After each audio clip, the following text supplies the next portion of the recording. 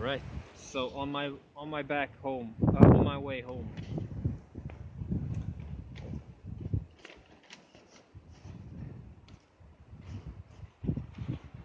So the flight this time was much faster. I had such great transits. Like only a total stop of 3 hours and 40 minutes, and the total flight time was 24 hours, I think. And I can't believe how big Hong Kong airport is. It's like crazy, like kilometers of halls. Uh, And during all my time after I had been to New Zealand, the word Swiss or Schweiz and people mistook me from being from Switzerland rather than Sweden, and this happened like more than once. It was weird. Don't know what it means or if I just observed it more because I was there, but I met a nice guy on the flight called Nabil. He started talking to me and we had a good time. I don't remember what we talked about, but it was nice. Like the flight went fast.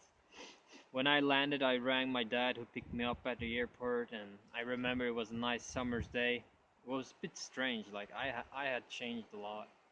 My mom wasn't home from her visit from Czech, so she actually left a few days before I came, and so she came back 2 weeks after I got home. I think I spent maybe 1.5 week or so home before I moved to the countryside where I'm now. And I had been to this village before where I wanted to move, and so I saw on their webpage that they were looking for volunteers, and I emailed them and asked if I could come, and a week later they replied saying that I was welcome. And so I fixed my old job at the underground, working only weekends or every other weekend, and it was very hard to come back, like so many obstacles and things not flowing, while everything there at the country just went flying with a breeze. And during my first week, I landed many jobs at people's home, painting, gardening, and even places to stay were opening up. And I was also looking for a place where I could grow my own veggies and just be for myself. And I met this guy, Edward, who was a carpenter and had worked on this project out in the forest some distance away. And the owner wanted someone to be there and take care of the place since they themselves weren't living there. And the house had no running water and no electricity, only a small solar panel and battery, and it would have been heated with wood, and the water was just from the well outside.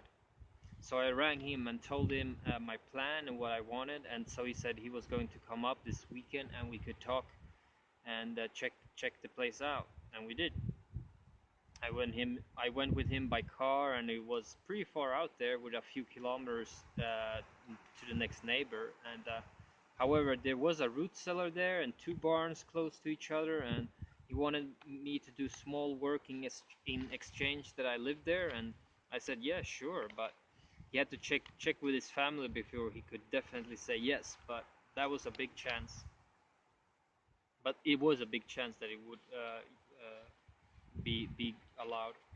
So he said he would give me a call next week, and a week passed and nothing was heard from him, and then another. And meanwhile, I was volunteering at the local hostel in the village, where I got to meet so many people in the village and even outside, and it's such a great place for gatherings and events. And every Wednesday there is a choir, and every Thursday it is liberating dance, you can say this or call it. And Mondays are qigong, and there is yoga as well, or go to the lakes or forest to pick berries and mushrooms, or be in the garden, and then of course help with whatever needs to be done at Friedhem, which is the local hostel, which translates into peace home. And yeah, Fried means peace or inner peace, and Hem means home.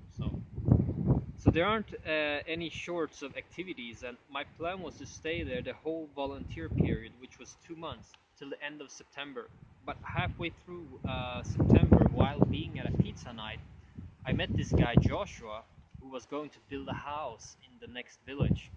It was going to be a small house of 25 square meter out of timber and traditionally built with stone foundation and mud on the walls, and he needed some help, and I just felt, yes, this is just what I wanted, like exactly just what I wanted, because a few days before there was this course starting that I had tried to get a seat on, but the entry was closed, and so I had forgotten about it. But then one morning I met two people who were sitting in the kitchen discussing this course, and I asked what it was, what kind of course it was, and they said it was this course, like how to build ecological houses. And today was the first day, and I said, whoa, because during my first week here, there was this music festival which I attended to, and on the first event, it was this old folk dance because I had to work in the city on the weekend, but there I got to meet one of the course holders for that course, and it was also there that I tried to get a seat online, but they had closed the entries. So I told them at the breakfast table, and one of them said, "Well, come with us and ask. Maybe there is still room." And so I did, and voila, it worked.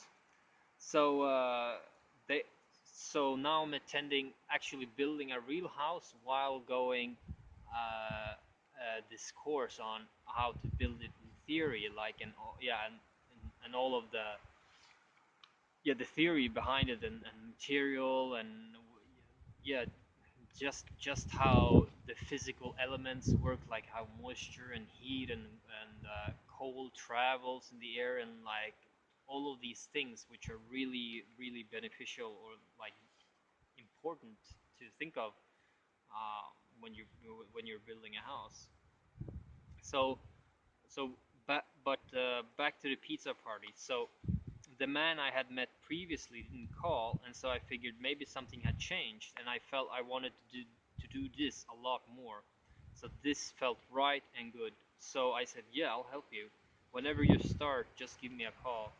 And about the last week in September, he gave me a call and said, "We're starting."